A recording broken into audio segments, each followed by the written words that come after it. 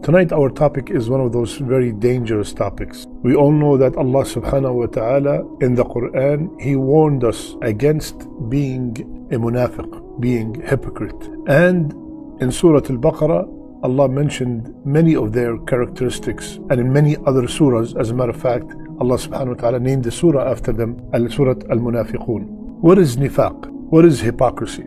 Hypocrisy is of two kinds. One kind is hypocrisy in belief, النفاق الاعتقادي, hypocrisy in belief, which means to make Islam apparent and you conceal kufr in your heart. Apparently, you are a Muslim, you join the Muslims in their salawat, in their ibadat, but inside you wish evil to them. You do not wish any good to Islam or to Muslims. You disobey Rasulullah sallallahu alaihi wasallam. You make Iman manifest, whereas in reality that person is enemy to Islam. They are the people whom Allah subhanahu wa ta'ala told us in the Quran that they will be in the lowest depth of the hellfire forever. This nifaq, unanimously, our scholars unanimously agreed that this kind of hypocrisy, the one in the belief, will take you out of the fold of Islam. And that kind of nifaq is worse than disbelief, because they are ruining Islam from within. You look at them, they act like Muslims, they look like Muslims, but they are plotting and planning from inside to ruin Islam. So this is the first kind of nifaq, and this is not going to be our topic. Our topic is about the other kind of nifaq, which is the nifaq al-amali. Nifaq al-amali, hypocrisy in our deeds, in our actions. And that has been told to us by Rasulullah sallallahu alayhi wasallam, and the hadith is in Bukhari and in Muslim. قال Rasulullah sallallahu alayhi wasallam, there are four traits. There are four traits. When found in a person, they render him or her as a sheer hypocrite. And whoever possesses one of them, he or she possesses a trait of hypocrisy until he or she gives it up. What are these four traits? If he speaks, he lies. If he makes a promise, he does not keep it, he breaks it. If he is given a trust, he betrays it. And if he argues, he becomes abusive. Four characteristics of nifaq, of hypocrisy. Let's take them one by one. And this kind of hypocrisy does not take the person out of Islam. First, إذا حدث كذب. When he speaks or she speaks, he or she lies. They lie about everything. They lie about everything. Lying for that person became a habit to the level that he or she started believing themselves, believing the lies that they made. And they lie about the simplest things. Where is so and so? Let's say that he's at position A. They say he's at B. In the simplest thing. Lying became part of their life. And to become a sign of hypocrisy, it has to become a habit of the person, so we can say that this man or this woman have one trait of hypocrisy. Not about a person that lied and made istighfar, because lying is a major sin. And if you notice, all these four things, they have lying in them. They are based on lying.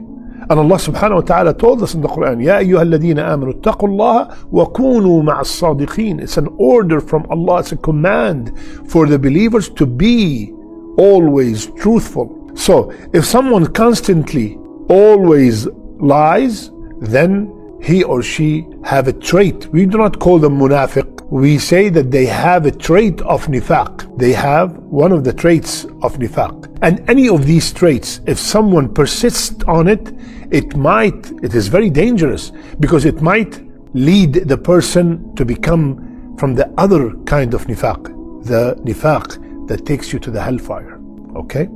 So the first trait, إِذَا حَدَّثَ كَذَب. When they speak, they are always lying. The second trait is that when they promise, they do not keep their promise. They break their promise. Now, these kind of people that go under this category are the ones who, when they make the promise, they already intend not to keep it. I promise you I'm gonna give you this, I'm gonna take you there.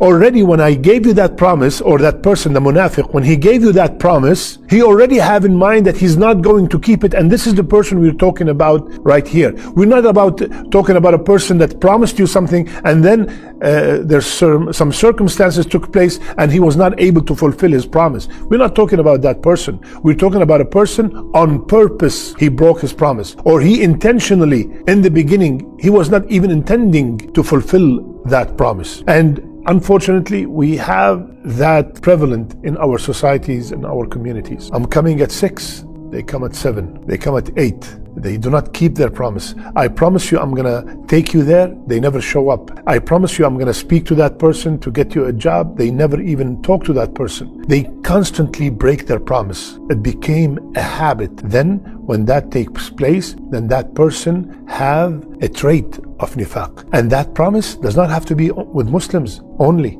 It could be with anybody. Anyone who constantly break their promise, they have a trait of nifaq. We as Muslims, Allah subhanahu wa ta'ala told us and ordered us, awfu bil uqud, fulfill the agreements you made. You made a contract with somebody, you have to fulfill that contract, no matter who you are dealing with. And that applies to in sales, in marriage, in vows, in anything in our daily life. The third trait of hypocrisy is إِذَا اؤْتُمِنَ خَانَ. When you give that person, that hypocrite, an amana, he betrays it. I want to travel overseas, for example, and here's the keys for my house. Here's the keys for my car. Here's some of my jewelry.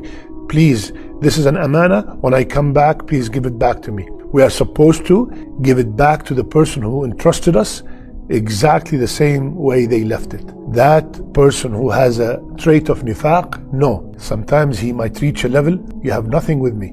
I gave you this, I trusted you. No, you did not leave anything with me. He could take your car, he could ruin your car, he could take your jewelry and say that you did not leave anything with me, your money, whatever. That is a habit of that person. And one of the amanas that we have between each other, and unfortunately sometimes we fall into that, is if I entrusted you with a secret, that's an amana. If I said, please, I'm gonna tell you something and keep it between us, that instantly becomes an amana. Unfortunately, the person I entrusted, he will go to someone else and says, I'm gonna tell you something, just keep it between us. I promised so and so that I'm not gonna say to anybody, so please do not tell anyone. And all of a sudden you see that information or that secret spread all over the community. Subhanallah. That is breaking the amana. Be very careful. And the last one is وَإِذَا خَاصَمَ فَجَرَ. And when he argues or dispute in any way, Fajr, look at this word, Fajr. Fajr is from infijar, explode. He becomes zalim, oppressor. He transgresses.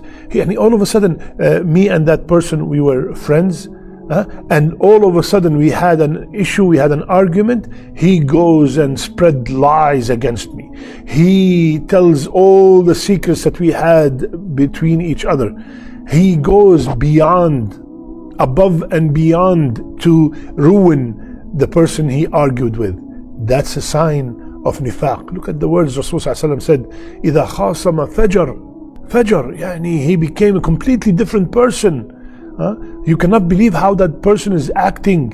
Subhanallah, yesterday you were this with me and now look what you happened. It's just a small argument. إِذَا خَاصَمَ فَجَرَ. So if they speak, they lie.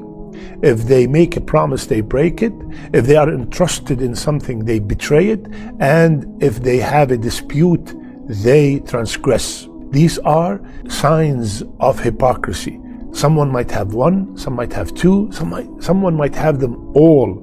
So one of the things that we can do to avoid that is to ask Allah Azza wa Jal not to make any of our a'mal, our actions, the actions of hypocrites. And the dua is Allahumma tahhir qulubana min al-nifaq wa a'malana min al-riya. Ya Allah, purify our hearts from hypocrisy and our actions from showing off.